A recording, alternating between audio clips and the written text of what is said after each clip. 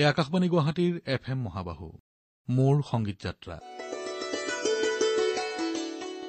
এইবাৰ এই অনুষ্ঠানৰ অতিথি দীপেন বৰুৱা।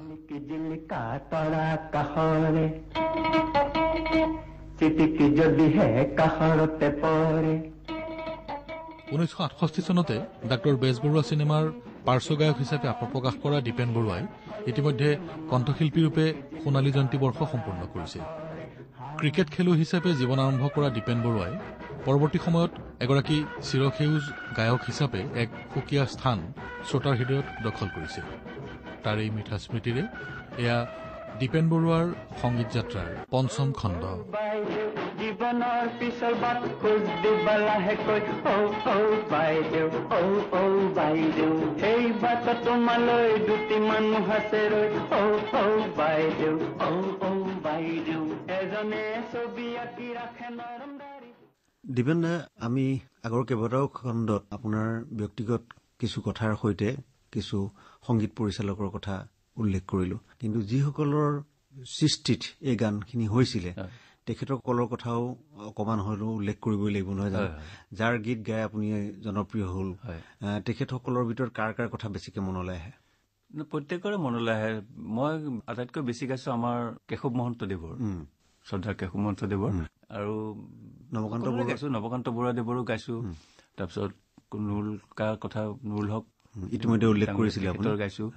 এলি আহমেদ বাইদেউৰ কথাও উল্লেখ কৰিছে। এলি আহমেদ বাইদেউ গাইছো। প্ৰথম ছবিখনতে এলি আহমেদ আছিলে, ডক্টৰ বেজবৰুৱা। আৰু তফজুল আলী ছাৰৰ গাইছো 2-3খন ছবিত। তেনেকুৱা এটা গান আজিও মনলৈ আহি থাকে, মুকুতা চিনেমাখনত কোনে আজি আবেলি, এই গীতটো কথা অকমান উল্লেখ কৰিব নি? সেইটো গীত আমাৰ গীতিকাৰ নৱকান্ত বৰুৱাদেৱৰ। সকলোৱে জানে তেখেতে সৰু সৰু ল'ৰা ছোৱালীৰ কাৰণে বহুত কিবা কিবি লিখিছে। এখুত ককাইদেউ বুলিয়ে জানে তেখেতক। কণ কণ ল'ৰা ছোৱালীৰ কাৰণে তেখেত বহুত কবিতা কিবা কিবি লিখিয়ে থাকে। আৰু গতিকে সেই গীতটো তেখেতে সেই সৰু ল'ৰা ছোৱালী বিলাকে অভিনয় কৰে, আৰু তাতে পুৰুষ কণ্ঠ আছে। মেইন যিজন মোৰ দাদা নীৰেণ বৰুৱা, আপোনালোকৰ ইয়াত ৰেডিঅ'তে চাকৰি কৰিছিলে, ঘোষক আছিলে, সেই নীৰেণ দাই অভিনয় কৰিছিলে মোৰ কণ্ঠৰ লগত, আৰু বাকী লগত সৰু ল'ৰা ছোৱালী কোৰাছ ভইচ আছে। সেই গীতটো খুব পপুলাৰ গীত আছিলে। সেইটো অকমান গুণগুণালে ভাল লাগিব এইখিনি সময়ত। সেইটো ভাল গীত, সেইটো খুব সুন্দৰ প্ৰগ্ৰামত গাবলগীয়া হয়।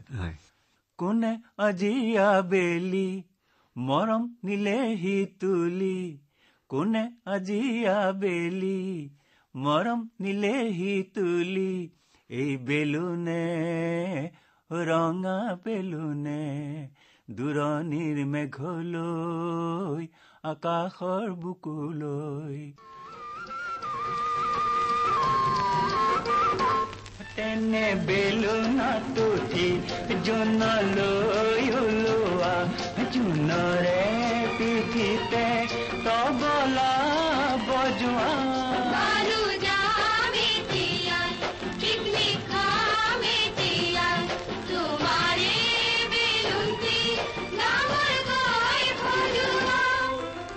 নামি আহিবা কেনেকৈ মনত পৰিলে ঘৰলৈ,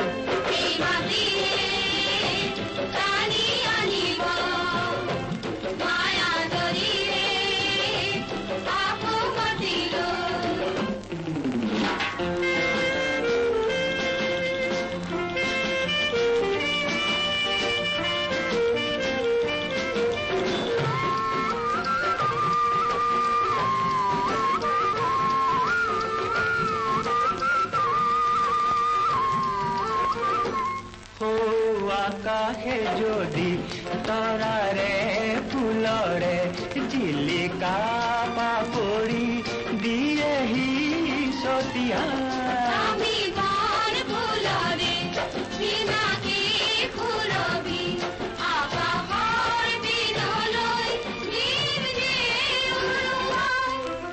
তেতিয়া গুণগুণাব কৰেনো মৌ মাখি, আমি নেজানো ময়ো নেজানো। নৱকান্ত বৰুৱা ছাৰৰ যিখিনি গীত আছিলে আপুনি কেইবাটাতো ইতিমধ্যে কণ্ঠদান কৰিছে বুলি কৈছে। গীতবিলাকত আপুনি কি বিচাৰি পায়? এজন গায়কৰো নিশ্চয় গীতি সাহিত্য খুব সুন্দৰ। প্ৰত্যেক সংগীত পৰিচালকে যেতিয়া গীতবোৰ দিয়ে আমাক গাবলৈ, যেতিয়া দিয়ে তেতিয়া প্ৰথম কথাখিনি পঢ়ি চাওঁ, লিৰিকটো যিখিনি গীতাংশ পঢ়ি চাওঁ, পঢ়ি পেলাই য'ত যেনেকে গাব লাগে সেই তেনেকে এক্সপ্ৰেছনটো, প্ৰকাশভংগীটো তেনেকৈ দিওঁ, মানে সেইটো আয়ত্ত কৰি লওঁ কথাবোৰ। সেইকাৰণে গীতবোৰ গায়ো ভাল লাগিছিল আৰু ৰাইজেও সেইকাৰণে শুনি ভাল পায়। ধৰক এতিয়া কিবা হাঁহিৰ শব্দ আছে, সেই হাঁহিটো মই হহাৰ নিচিনাকৈ এক্সপ্ৰেছনটো দিওঁ। মৰম শব্দটো থাকিলে সেই মৰম বুলি ক'লে, মৰম বুলি চিধা চিধি ক'লে ভাল নালাগিবতো, সেই মৰমটো অলপ বেলেগ ধৰণৰ এক্সপ্ৰেছন দি পেলাই গাওঁ, ইমান মৰম কিয় লাগে, এই তেনেকুৱা ধৰণৰ। সেইকাৰণে গীতবোৰ জীৱন্ত হৈ যায় আৰু ৰাইজেও শুনি ভাল পায়। এখন নেদেখা নদীৰ সিপাৰে, এই গানটো আপোনাক যথেষ্ট লোকে নিশ্চয়, বৰ সুন্দৰ গান এইটো। হয়, এই গানটো কাৰ আছিলে? এইটো নৱকান্ত বৰুৱাদেৱৰ। গানটোত কি বিচাৰি পাইছিলে, মানে ৰাইজে কি বিচাৰি পায়, আপুনি পোৱা আৰু ৰাইজৰ মাজত? এই গানটো কিন্তু কাৰো মুখত নাছিলে, লিপছত নাছিলে, এইটো বেকগ্ৰাউণ্ডত আছিলে গানটো। সেইকাৰণে বজেন দাই খুব দুখ কৰিছিলে যেতিয়া ছবিখন ৰিলিজ হোৱা নাই, যেতিয়া গীতবোৰ ৰেকৰ্ডিং হৈ যোৱাৰ পিছত বজেন দাই এনে ঘৰত কোৱা কৰি কৰেতো, তাই বেয়া লাগি আছে, এতিয়া মই ইমান ধুনীয়া গানটো মাৰ খাই যায় নেকি বুলি কৈছিলে। তেতিয়া ৰমেন দাদাই সুধিলো, ছবিত কিহৰ কাৰণে মাৰ খায়? এইটো কাৰো মুখত নাথাকিব নহয় গানটো, মুখত থাকিলে সাধাৰণতে মানুহে ভিজুৱেলাইজ কৰে, বস্তুটো চকুৰ আগত ভাঙি থাকেতো। এতিয়া মই ধৰক নিপন গোস্বামী গাইছে, সেইটো যদি নিপন গোস্বামী বা বিজু কাবাৰ নায়কৰ মুখত থাকিলেহেঁতেন সেই দৃশ্যটো আহি পৰে নহয় ছবিখন চোৱাৰ পিছত, কিন্তু গীতটোতো বেকগ্ৰাউণ্ডত থাকিব, সেইকাৰণে মাৰ খাই যাব নেকি।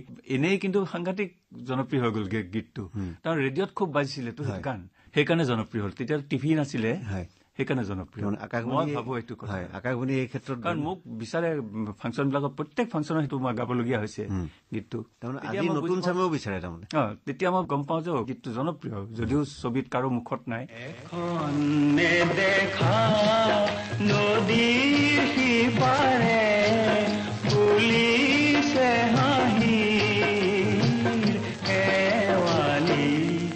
মই চাই থাকো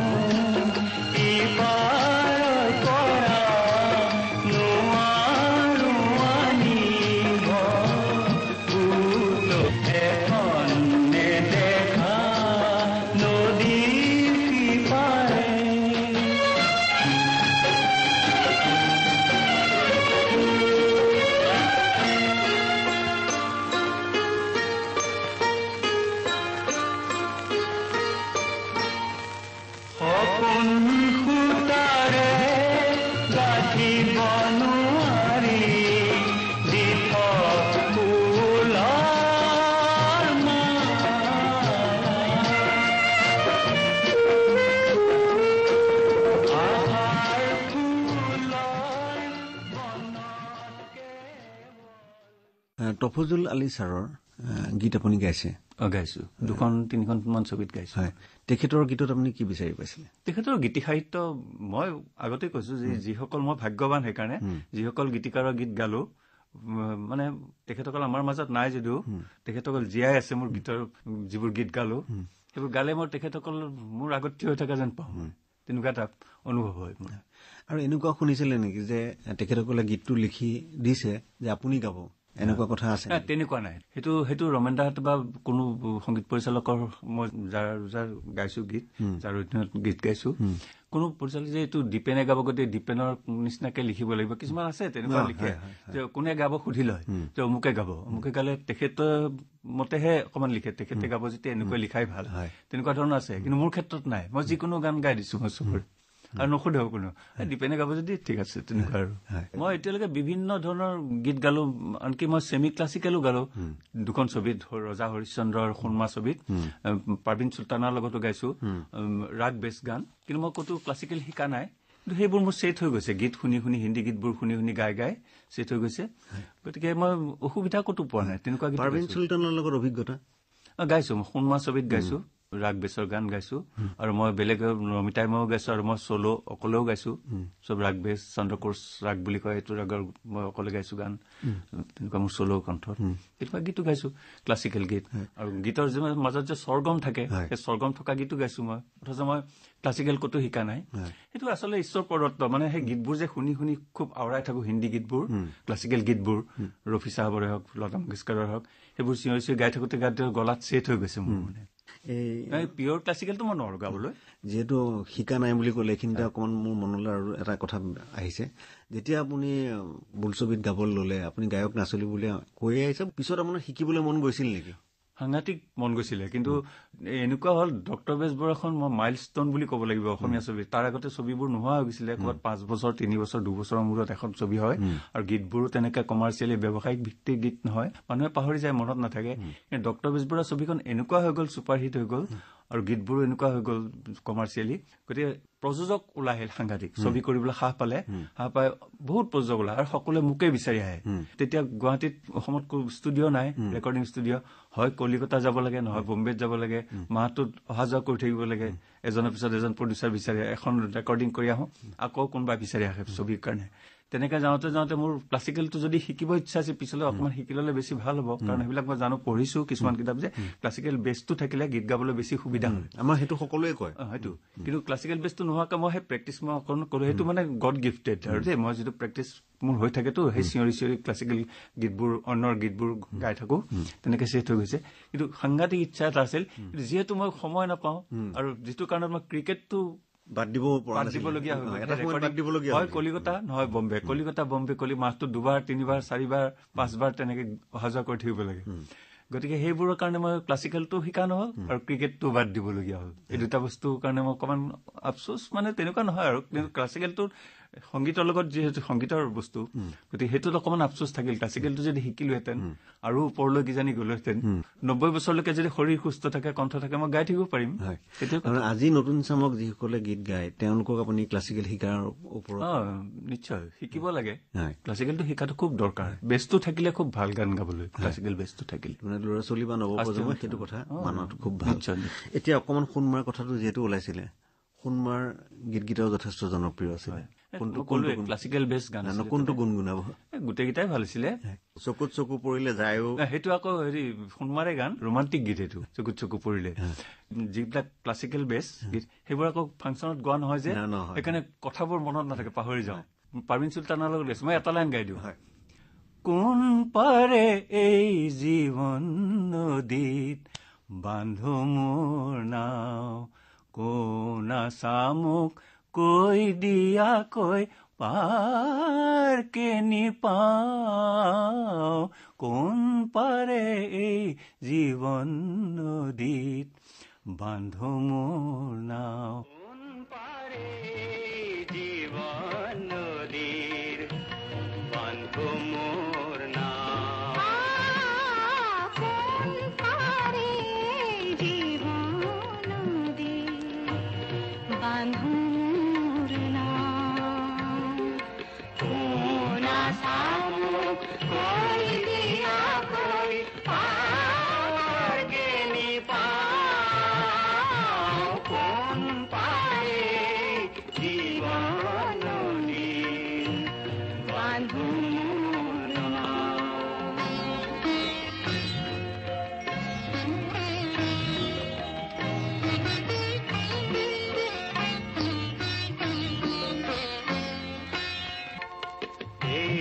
পাৰে মোৰ বুকু জোৰাই আশা যে সজাৰ চৰাই, পাৰে হে বনে বনে সকলে হৰাই সজাই, মন যায় তাৰে বুকুত নিজে হেৰাই যাওঁ, কোন পাৰে জীৱন নদীৰ বান্ধো মোৰ নাও। গুৱাহাটীৰ বাহিৰত কলিকতা আৰু বম্বেতে আপুনি বেছিকৈ অভিজ্ঞতাটো আছিলে, ষ্টুডিঅ' যিহেতু তাত আছিলে, অকণমান সেইখিনি অভিজ্ঞতাৰ কথা ক'ব নেকি? আগৰটো ৰেকৰ্ডিংবিলাক যেতিয়া হৈছিলে, আজিকালিতো ডিজিটেল পদ্ধতি হৈ গ'ল। ধৰক মই কিবা এটা আজিকালি ৰেকৰ্ডিঙৰ কথা কৈছো, কিবা এটা ভুল হ'ল মোৰ, তেতিয়া সেইটো আকৌ দ্বিতীয়বাৰ নাগালেও হয়, সেই আগত যিটো শুদ্ধকৈ গাইছে একেটা শব্দই, সেইটো আনি পেলাই পিছত লগাই দিব পাৰে, বা ভইচটো অকণমান ইফাল সিফাল কৰিব পাৰে, বিভিন্ন কিবা কিবি কাৰুকাৰ্য কৰিব পাৰে। কিন্তু আগৰ ৰেকৰ্ডিংবিলাক আমি যিবিলাক গাইছিলো, সেইবিলাক এবাৰ ধৰক কিবা গাই আছো ভুল হৈ গ'ল, সেইটো ভুল হ'ল, আকৌ নতুনকৈ প্ৰথমৰ পৰা গাব লাগিব, টেক 1 টেক 2 টেক 3 তেনেকুৱা কেতিয়াবা দীঘলীয়া হৈ যায় কোনোবা ধৰ মই ঠিকে গাইছো কোনোবা বাদ্যযন্ত্ৰী শিল্পীয়ে অকমান ভুল কৰি দিলে কাট বুলি কয় আকৌ নতুনৰ পৰা গাব লাগিব মোৰ লগত যদি নাৰী কণ্ঠ আছে তেওঁৰ যদি কিবা ভুল হৈ গ'ল বা মোৰ ভুল হৈ গ'ল আকৌ নতুনৰ পৰা গাব লাগে এই তেনেকুৱা আছিল এই প্ৰথম ডক্টৰ বেজবৰুৱাত কিন্তু সেইখনতো মোৰ অভিজ্ঞতা নাছিলে আগতে গীত গোৱাৰ ৰেকৰ্ডিঙত গীত গোৱাৰ অভিজ্ঞতা নাছিলে সেইখন এটা গানত মানে 12টা নে 13টা টেক হৈছে মোৰ ভাগৰেই লাগি গৈছে তেতিয়া মানে ইমান দমটো লাগেতো গান গালেও দম লাগে খেলাততো লাগে গান গালেও দম লাগে উশাহটো সৰু আছিল তেতিয়া এই মোৰ তেখেত অৱশ্যে আমাৰ মাজত নাই এতিয়া মোতকে বয়সস্থ আছিলে গান কিন্তু তেখেতে ভুল কৰি দিয়ে সদায় সেই বহুত বছৰ আগতে গান গাইছিলে কিন্তু হঠাৎ গাবলগীয়া হ'ল কিবা এটা কাৰণত ক'লে দীঘলীয়া হৈ পেলাই দাদাহঁতে কোৱা কথা আৰু গতিকে গাওঁতে তেখেতে ভুল কৰি দিলে টেক 1 টেক 2 তেনেকে 12টামান টেকৰ পিছতহে ফাইনেল টেকটো হৈছে কিন্তু আজিকালি সেইটো নাই বাদ্যযন্ত্ৰীসকল যিসকল তেতিয়া লাইভলি হৈছিলে তেতিয়া হয় কি আমি কেবিনত আইনাৰ দি চাই থাকো গোটেই বাদ্যযন্ত্ৰীবিলাক বহি থাকে আগফালে তেখেতসকলক দেখি থাকো যেনেকে নাচনীক বিহু ঢুলিয়াই নচুৱাই তেনেকুৱা ঠিক তবলা বজাৰ মানুহজনে মোৰ পিনে চাইছে হাঁহি এনেকে গাই আছে মোৰো অলপ ভাল লাগি যায় দেখা পাই থাকো ভায়লিন বজাইছো হাঁহি দিয়ে এনেকে কোনোবাই গিটাৰ বজাইছে সহযোগটো বৰ ধুনীয়া মোৰটো লৰাই দিয়ে আমি দেখা পাই থাকো গাবলৈ বেছি উৎসাহ পোৱা যায় মানে জীৱন্ত হৈ উঠে আৰু আগৰ ৰেকৰ্ডিং বিলাকত এতিয়া ৰেকৰ্ডিং বিলাকত হ'ল কি মিউজিকটো আগতে কৰি থৈ দিলে ট্ৰেকটো বনাই থৈ দিলে মই গৈ পেলাই এতিয়া উকা ষ্টুডিঅ'টোত খালি ৰেকৰ্ডিষ্ট থাকিব আৰু এই স্পট বয় থাকিব ধৰক মাইক চাইক ঠিক কৰে যে তেনেকুৱা থাকিব আৰু সংগীত পৰিচালক থাকিব এতিয়া সংগীত পৰিচালক আৰু ৰেকৰ্ডিষ্ট তাতে বহি আছে আইনাত দেখি আছো মই আৰু মই উকা ষ্টুডিঅ'টোত ধৰক ৰোমান্টিক গীত গাইছো গালে মই এতিয়া কল্পনা কৰি ল'ব লাগিব ছোৱালীজনী মোৰ লগত আছে মুডটো আনিব লাগিব কিন্তু তেতিয়া নাছিলে তেতিয়া ৰোমান্টিক ডুৱেট এটা গালে মোৰ কাষত ছোৱালীজনীয়ে যিহেতু আছে দুটা মাইক্ৰফোন থাকে মই চাইড ভিউটো দি এনেকে চিধা চালে চাইড ভিউটোত ছোৱালীজনী যে আছে মই গম পাই থাকো তেতিয়া অট'মেটিকেলি মুড এটা আহি যায় ৰোমান্টিক গীত আৰু তেওঁৰ পৰা ছাপোৰ্ট পোৱা যায় আৰু প্লাছ মিউজিচিয়ান বিলাক আছে আগত সেইটো ৰেকৰ্ডিং বেলেগ আছিলে কিন্তু এতিয়া উকা ষ্টুডিঅ'ত সেই মুডটো আনিবৰ কাৰণে পিছলৈ যেতিয়া গুৱাহাটীৰ ষ্টুডিঅ' বিলাক হ'ল ইয়াতো কেইবাখন মই ছবিত কৰিছো 8খনমান ছবি গুৱাহাটীত কৰিছো কিন্তু সেই মুডটো আনিবৰ কাৰণে অকমান সময় লাগে যথেষ্ট সময় লাগে গৈ পেলাই খালি সেই মিউজিকটো শুনিম দুবাৰমান শুনি পেলাই ৰোমান্টিক গান এটাই হওক বা ধৰক মোৰ পুৰুষ নাৰী কণ্ঠৰ দুইটা আছে যিটো ৰোমান্টিক দ্বৈত কণ্ঠৰ বুলি কয় দ্বৈত কণ্ঠ গীত ৰোমান্টিক তেওঁৰখিনি তেওঁ গাই পেলাই গুচি গ'ল ছোৱালীজনীয়ে এতিয়া মই গৈ পেলাই মোৰখিনি পিছদিনাখন গাবলগীয়া হ'ব ছোৱালীজনীটো নাই এতিয়া মই সেই শুনি মই মুডটো আনিব লাগিব তেনেকুৱা ৰেকৰ্ডিং সেইটো ভাল নালাগে আজিকালি মানে যদিও গাওঁ আৰু উপায়টো নাই গাব লাগিব যুগৰ পৰিৱৰ্তন আৰু আমি যিটো প্ৰফেশ্যন বুলি কওঁ সেই প্ৰফেশ্যনেল থাকিবই লাগিব কোনে নিজে গাত পাতি ললে চা জালকে ভুলিলে জতাই এতিয়া মজাটো পা চাই বুলি বিবাদ আছো হুৱা পিছল ঘাট চাই বুলি বিবাদ আছো হুৱা পিছল ঘাট ভৰি পিছলি পৰ জানো খোপনি নৰয় জানো চকু পানী বয় মাকন এবাৰ ভাবিছা কাক বুলিলো কোনে নিজে গাত পাতি ললে চা জালকে ভুলিলে জকাই এতিয়া মজাটো পা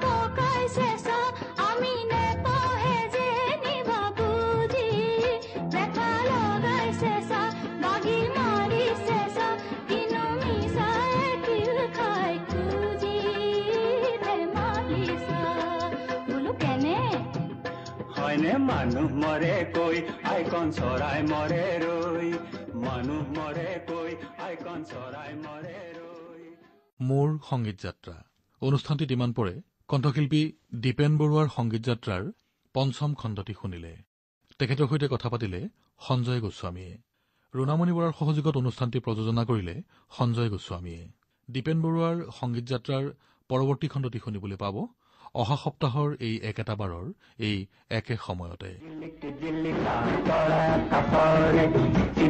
যদিহে কাষৰতে পৰে তলতে লোৱা বুটলি সেই সময়ৰ টিকনি